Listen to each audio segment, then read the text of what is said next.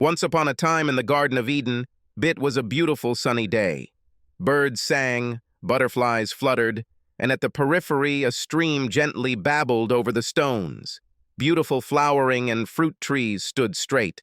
There were a lot of flowers. In the morning, Eve wandered alone while Adam explored another part of the garden. A voice brought her out of her thoughts. "Hi, beauty. Beautiful morning. As always, isn't it?" The snake hissed. "Oh yeah, it is very beautiful here. I really like it here. I hope we never have to leave," she told him. "Hey, have you ever tried this?" asked the snake, handing her a beautiful apple. "No, we are not allowed to eat the fruit of the tree of knowledge. God said we can eat the fruit of any other tree, but not this one," she said. "But not only is it very tasty, but if you eat it, you will know as much as God. In fact, you will practically become a god yourself. God is not here now, and he will never know. What could it harm?" It was a beautiful, sunny Saturday morning. Kenny Richardson still had 2 sections of his yard left to finish. He was sweating in his t-shirt, but he was smiling widely. He loved the look of his lush, dark green lawn, especially after it was mowed. Although he could have easily afforded a lawn tractor, he much preferred the level surface provided by a non-propelled lawnmower. He winced when he saw an Apex courier truck pull up to his side. His wife, Callie, is out grocery shopping, which means he'll have to take a long break from cutting his hair to sign for a package or envelope the courier has delivered. He hated to stop mowing before finishing. "Man, that's some impressive grass you have," the delivery guy said as Kenny walked up to him. "Yes, all premium blue. None of this mixture of crap that everyone is pushing. I don't mind the rye part, but I hate the fine fescue." "Fescue is creeping weeds' damn cousin," Kenny said. "What do you have here for me?" "Well, actually it's for your wife, but you can sign if you show me your ID," the courier said. Kenny pulled out his driver's license from the pocket of his shorts. The courier took a photo of him, thanked him, and handed Kenny an envelope.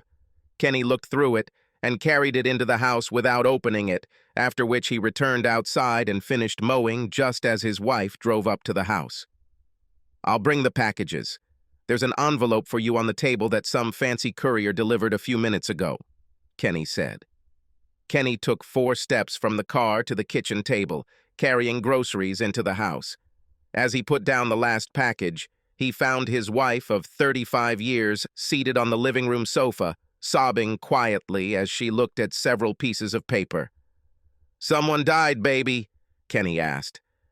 Callie looked up from her papers and tried to speak, but no sound came out of her mouth. Kenny hadn't seen such an expression on her face since she learned of her mother's death several years ago. He sat down next to her on the sofa, wrapped his arms around her body, and hugged her tightly.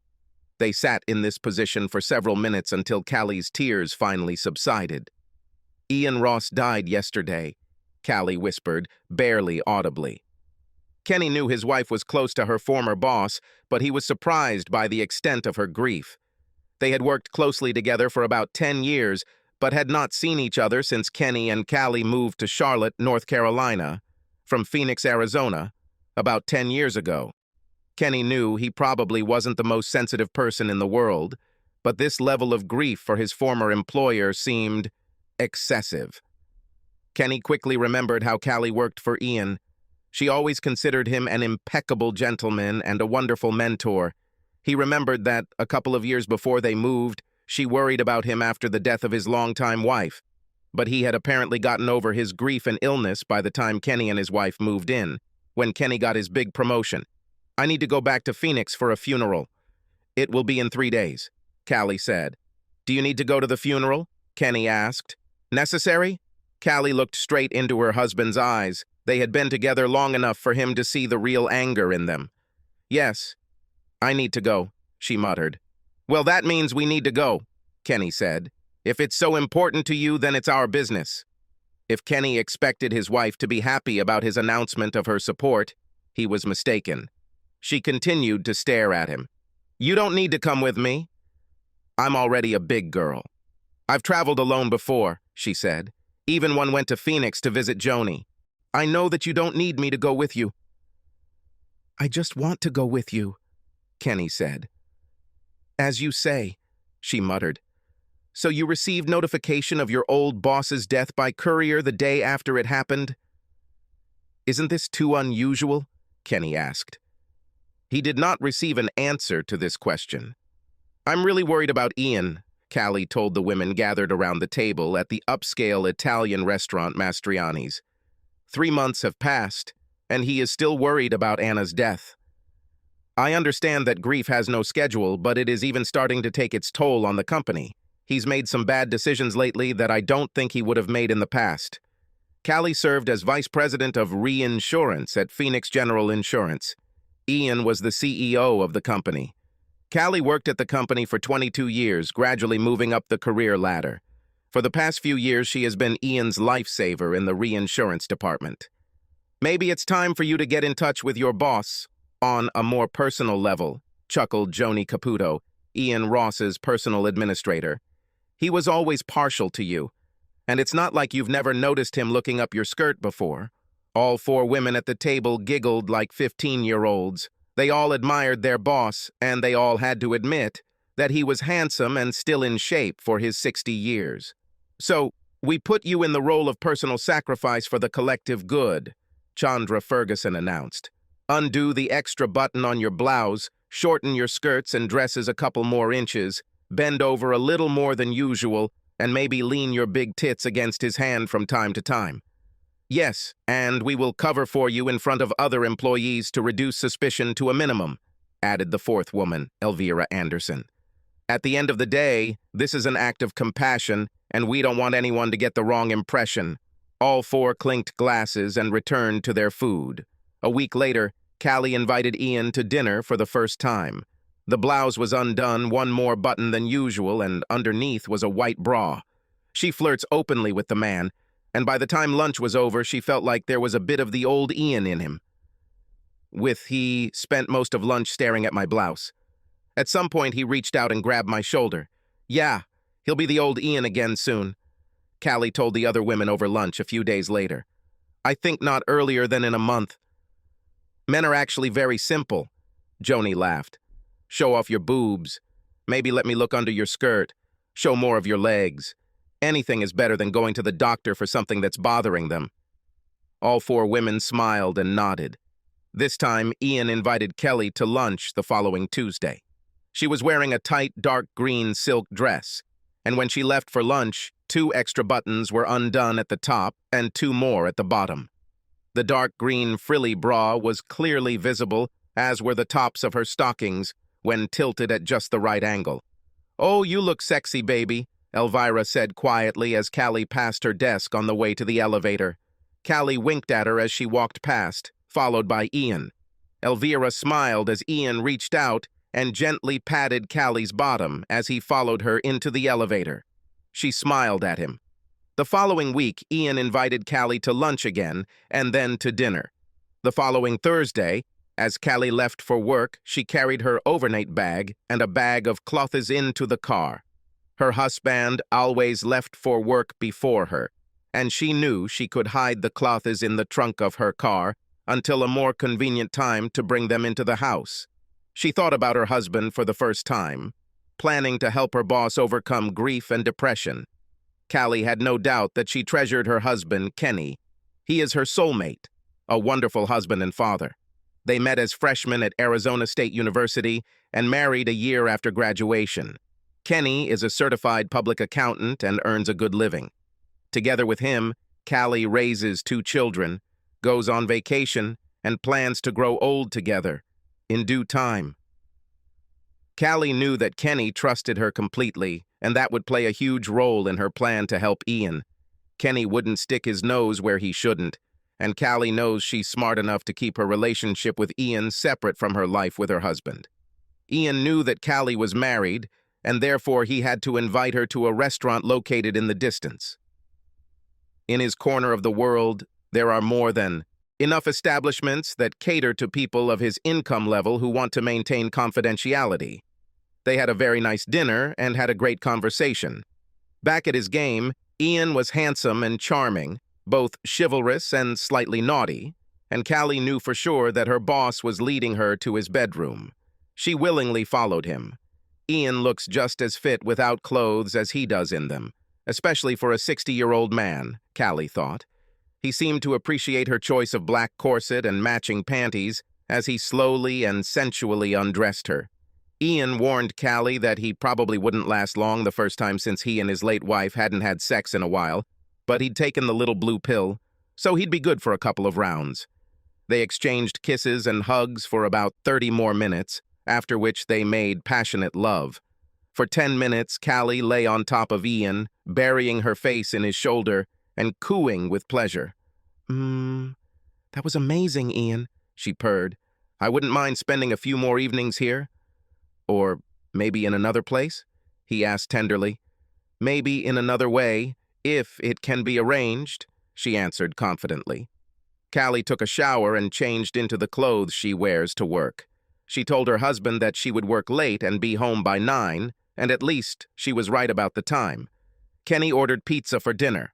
A box with a few leftover pieces was sitting in the kitchen, and Kenny was sitting in the living room drinking his 4th beer of the evening when Callie came into the house.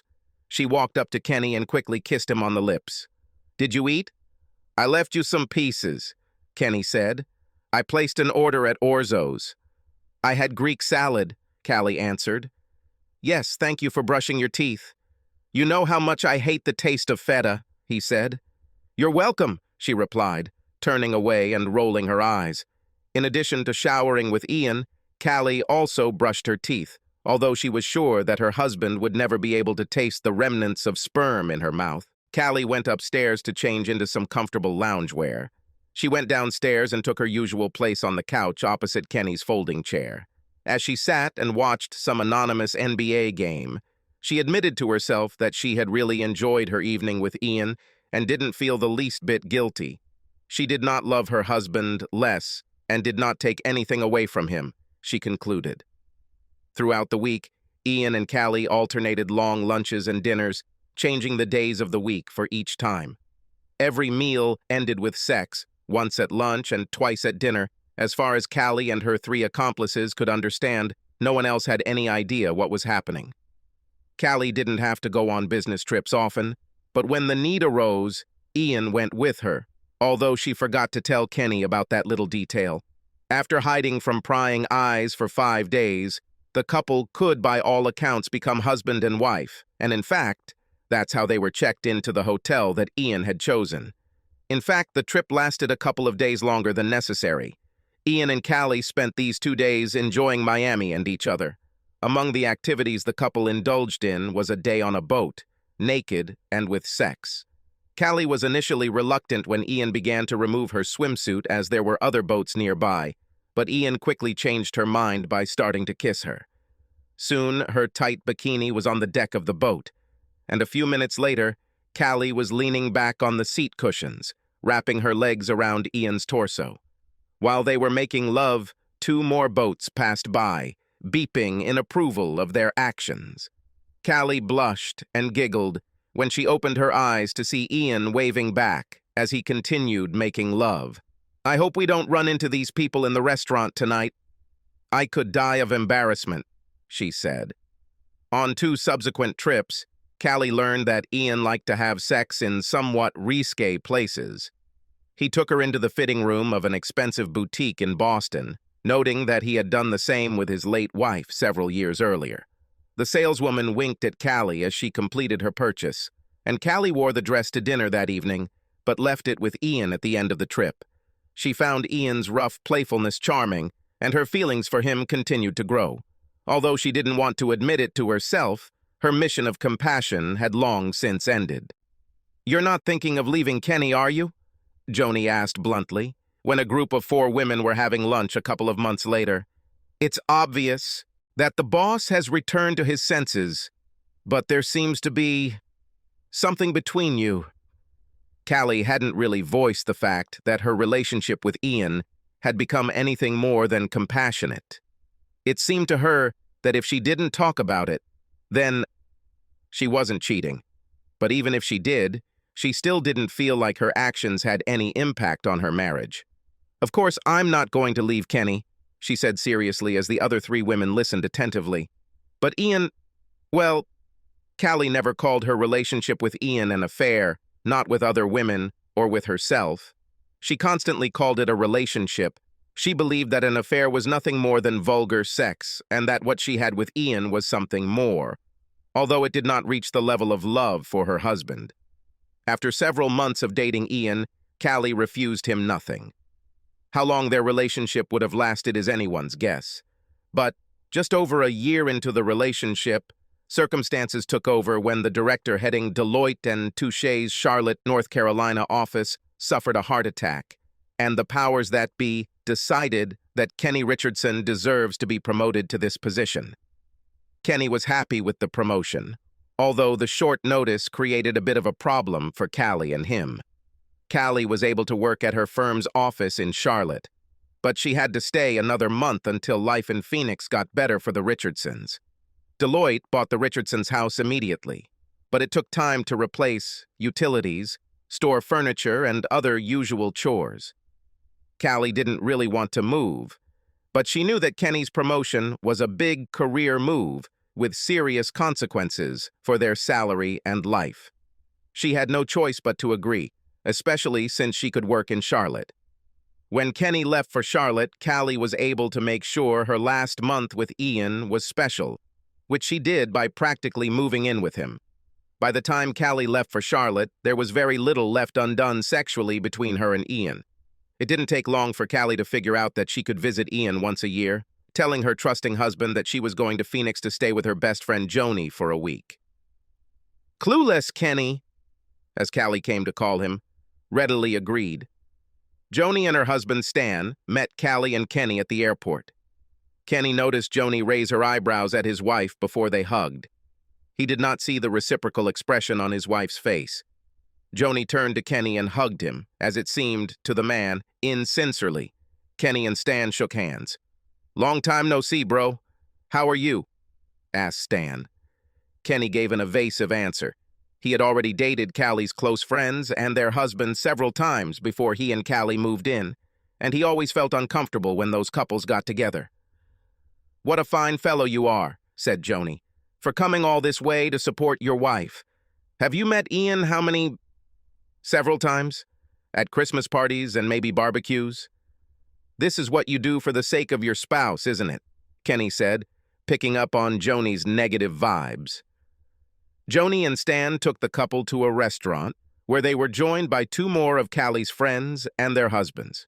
Upon seeing Callie's husband, both Chandra and Elvira expressed surprise. Kenny even glanced down to make sure his fly was zipped, or that he hadn't spilled anything on his clothes earlier in the day. Over food and drinks, conversation between the couples flowed fairly easily, although Kenny noticed that he occasionally caught silent glances from the women.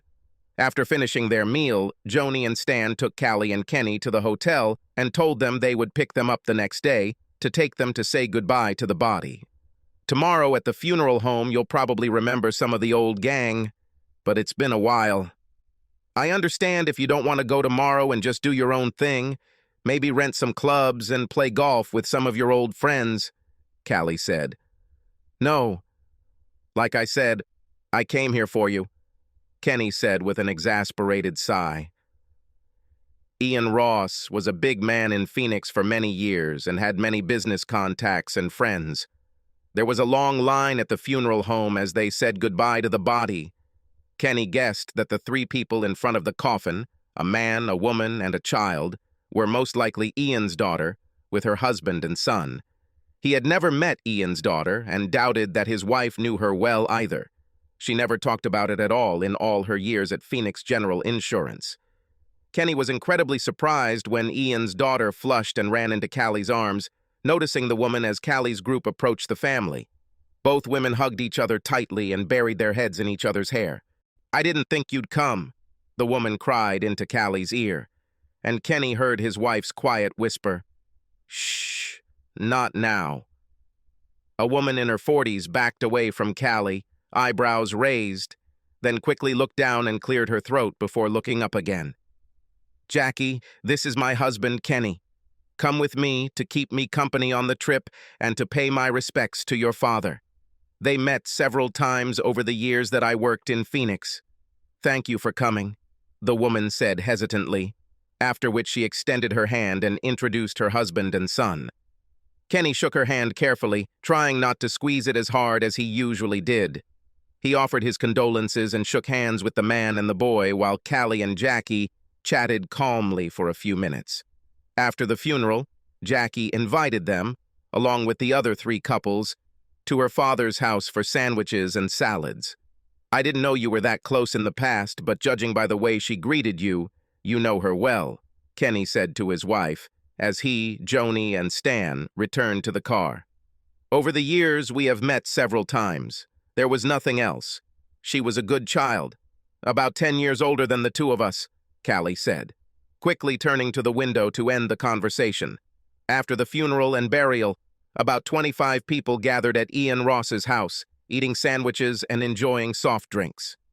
Callie and her 3 companions were in the kitchen, setting out food. Kenny was leaning against the doorway, quietly sipping a Crown Royal, when he heard Elvira ask if there was a tray of pickles and olives. Second cabinet to the right of the sink, Callie answered, laying out 2 types of sandwich bread. Kenny tried his best not to choke on his Canadian whiskey as he turned and quietly walked out of the room, unnoticed by the women. He may be ignorant, but he is certainly not stupid. His wife could only know where the tray of pickles was kept for one reason. Suddenly feeling nauseous, Kenny walked out into the backyard of the house, practically staggering. Stan found him there 20 minutes later. "Are you okay, buddy?" "You don't look well," Stan said and took a sip of the beer he was holding in his hand. "Yeah, I'm fine," Kenny answered quietly. "By the way, I want to thank you for all the times you let Callie stay with you when she came to visit." "Hmm?" Stan said before realizing that he had been tricked. "No problem. She never caused any trouble." "She's good at this," Kenny said with a wry smile. Suddenly, I wanted to drink more. At some point after lunch, Jackie took Callie by the elbow and led her to her late father's office. Left alone, the younger woman hugged the older one. "I'm so glad to see you, Callie." "So glad you came," Jackie chirped. "Dad would be so glad you came. I just didn't expect to see your husband with you. He doesn't know yet, right?" "No, he doesn't," Callie answered. "I did everything to keep him at home, but he insisted that he needed to go with me. Men, you have to love them because you can't kill them." Both women laughed heartily. "I know that your husband will never understand this, but you helped Dad a lot after Mom died. He was lost. And then you had such a good time together for many years," Jackie said. "I understand that you had to leave with Kenny, but Dad missed you very much. After you left, he never had a permanent woman. He lived for the weeks when you came home." "Those have always been great weeks," Callie said sadly. No one noticed that Kenny was silent on the way to the hotel, and then the next morning when Joni and Stan took Kenny and Kelly to breakfast before their flight back to Charlotte. In fact, Callie simply didn't notice that her husband had changed in any way until the plane was halfway home. "You're kind of quiet. Everything is fine?" she asked. "Not even close to being okay, but I'm sure you don't want to find out about that somewhere over Oklahoma, do you?" Callie blushed deeply and turned away from her husband as her mind began to process possible answers. She soon realized that answers would have to wait until she got home. They got into their car before Callie tried to find out exactly what her husband knew. "I don't know what Stan told you, but it's not true," Callie said. "Stan didn't tell me anything." "You did it," Kenny said. "I? What are you talking about?" the woman exclaimed, showing genuine confusion and more than a hint of anger.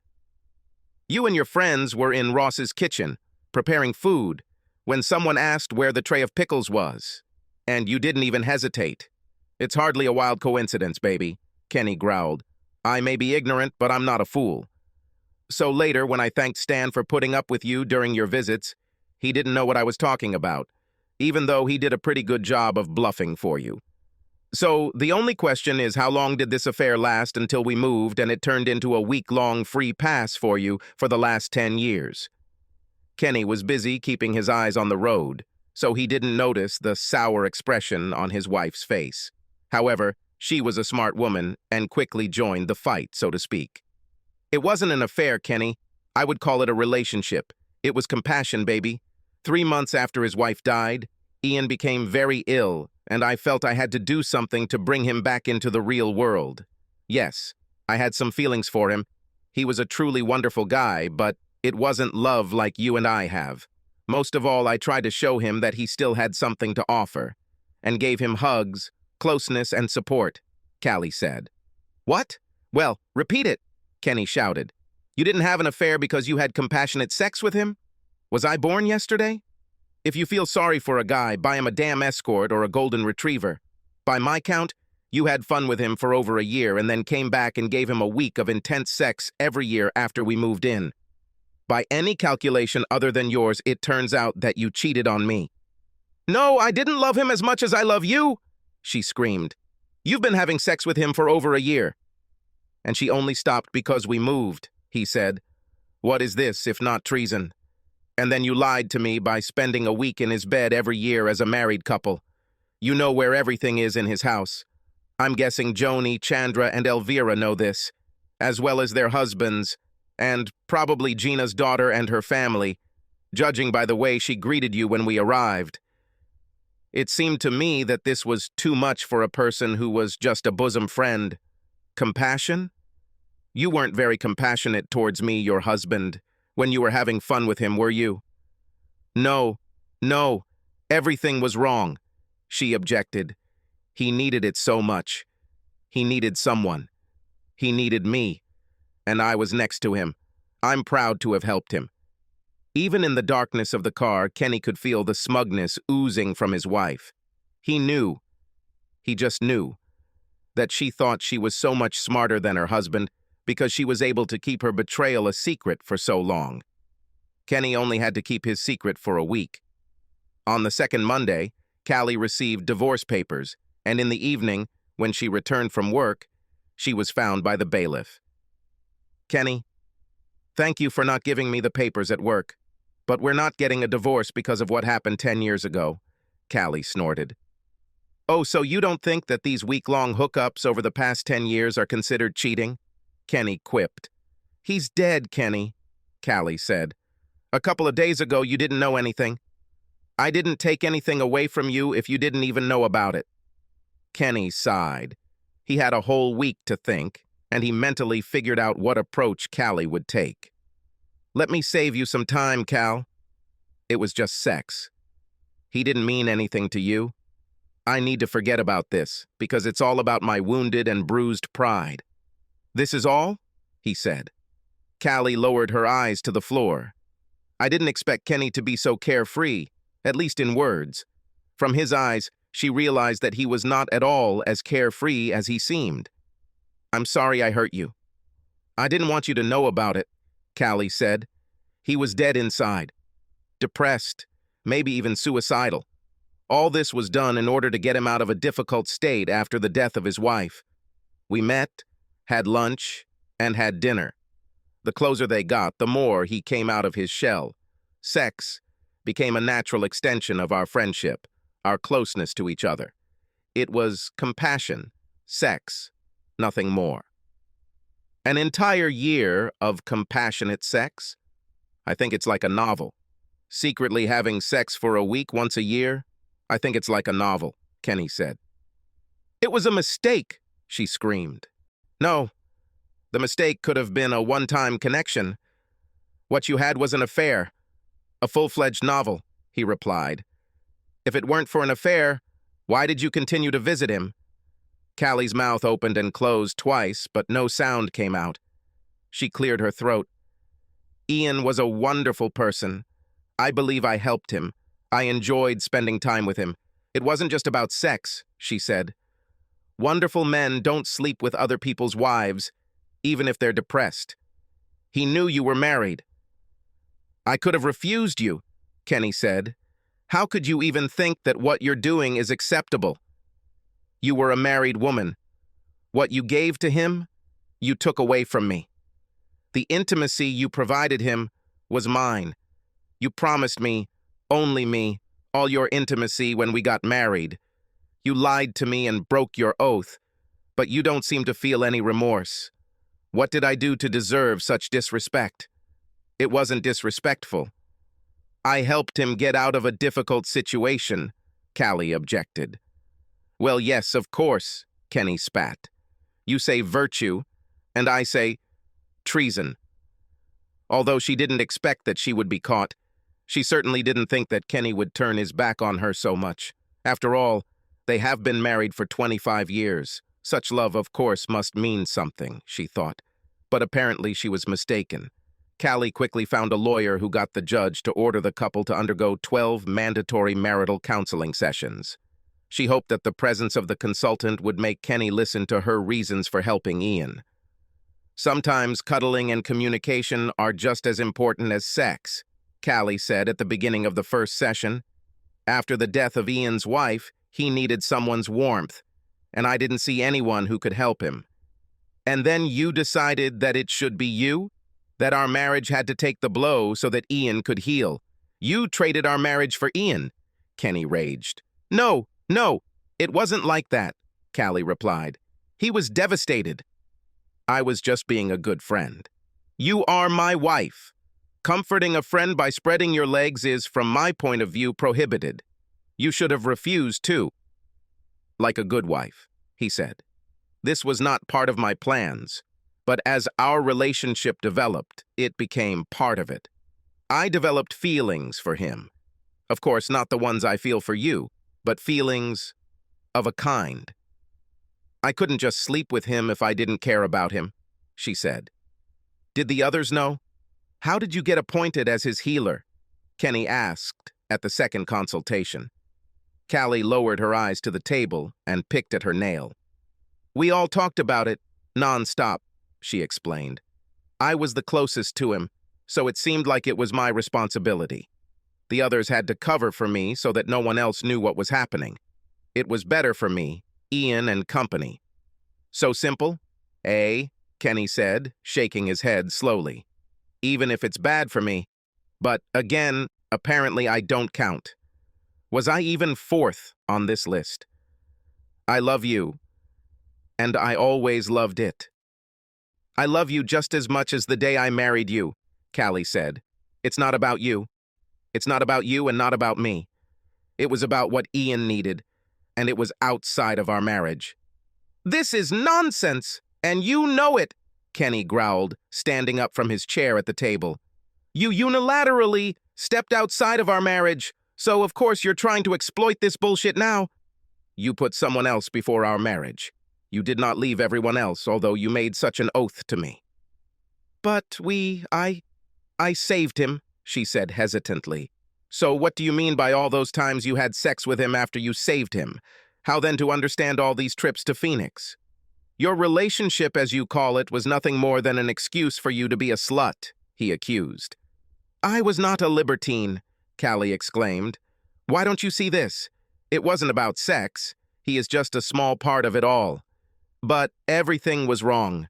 The sex and everything else, Kenny said. You've been cheating on me for over a year. Over 10 years, actually. It's over between us, Cal. Kenny nodded to the consultant and left the room. Mrs. Richardson, regardless of your motives, practically meets the definition of emotional and sexual infidelity. And your husband has made it abundantly clear that he will never agree with your point of view. I'm afraid I'll have to stop these sessions, the consultant said. How could you just leave me after 25 years? Callie shouted at her husband when he returned from work at the end of the working day. Does our history, our love for each other, mean nothing to you? I could ask you the same questions if I knew you were cheating on me with that bastard, Kenny shouted back. Does your love for me really mean so little to you that you can cheat on me so easily? And there is no need to say that this is not treason. If you had some kind of intimate relationship with him, then this is treason. The couple's 2 children were unhappy with their parents. Both said they understood their father's point of view, but daughter Molly repeatedly tried to convince him to take her mother's side, until one FaceTime conversation saw Kenny ask his son-in-law if he agreed with his wife doing what she did. Callie, Molly, and Daniel didn't really discuss Callie's cheating, believing the other would support their feelings. "No way, Dad," said the son-in-law. "If my wife tries this with another man, in a second her ass will be out of this house." "Daniel," Molly exclaimed in shock. "What, Molly?" he answered. "Even before the wedding we discussed infidelity, emotional and otherwise. She cheated, Moll. End of story. And you do this shit. And every time you defend what she did to your father, I worry about us, Molly." "No, Daniel. I would never do that to you," Molly said. "Yes, and your father also never thought that your mother could do something like that to him," Daniel said. The couple's son, Jerry, did not hide the fact that he was upset with his mother. The first thing he did after Kenny told him about the divorce was call his mother and swear at her for several long minutes. "Damn it, Mom. How could you do this to Dad and to us?" "You're destroying the family," Jerry said. "It's not like your father said," Kalia tried to object. "It's not just about sex. I helped someone. Whether you helped someone or not, you slept with someone other than Dad?" Jerry asked it. Jerry noted to himself how loud the silence on the phone was getting. It lasted several seconds before he heard his mother hang up. Kenny and Callie continued to live in their home together, but slept in separate bedrooms, and the divorce slowly moved forward. Callie and her lawyer questioned everything to slow down the process. She was confident that eventually her husband would see things from her point of view, or at least love her enough to see things from her point of view, and they would continue to live as a married couple. However, over time, Kenny began to communicate with her less and less, and this did not give her peace. "Do you remember how we always talked about how, as we grew older, we would travel the world and find adventures together?" Callie asked one night as they sat in the living room watching TV. "Are you really going to give up this for a lonely life in a small apartment, sitting alone, just because of something that happened 10 years ago and did not affect your life in any way?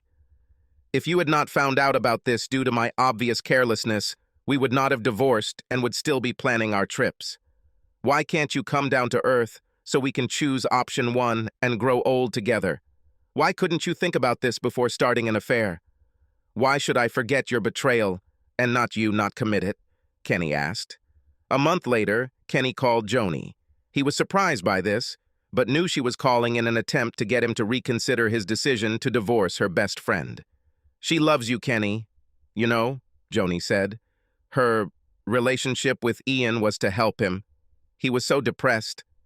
If he really needed help, why didn't you or Chandra or Elvira help him?" "Why Callie?" he asked. "Damn, why didn't he see a therapist?" The silence on the line told Kenny that Joni was trying to come up with an acceptable answer. After a 10-second pause, she finally answered, "She was the closest to him, personally." We all knew this. She stepped in and did what had to be done, Joni said. It was Kenny's turn to go silent as he thought. "Tell me, Joni, would you trust Callie to be alone with Stan for a few days?" he asked quietly. "Certainly. She is my best friend. She would never harass Stan," she replied confidently. "You and she constantly tell me that she loves me, but that didn't stop her from cheating on me, her husband.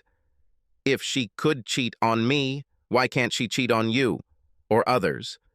Once again, it was Joni's turn to remain silent. "Damn," she finally muttered. "Thank you for listening." Kenny was amazed that Callie never seemed to understand the depth of her wrongdoing to him. Even as she begged her husband to give up the divorce, she continued to insist that what she did for Ian was good and did not affect her marriage to Kenny. "If you hadn't found out, we would still be married. We would still be in the Garden of Eden," she remarked during their last meeting before the divorce. After the divorce, Callie returned to the company office. She lived alone in an apartment, not considering it necessary to spend money on a house. Occasionally, she would get together with her 3 old friends, but she rarely received invitations to spend time with any of them at their home. She never again felt such a connection with her friends as before the move, before the divorce. She still couldn't understand why Kenny didn't see anything other than cheating.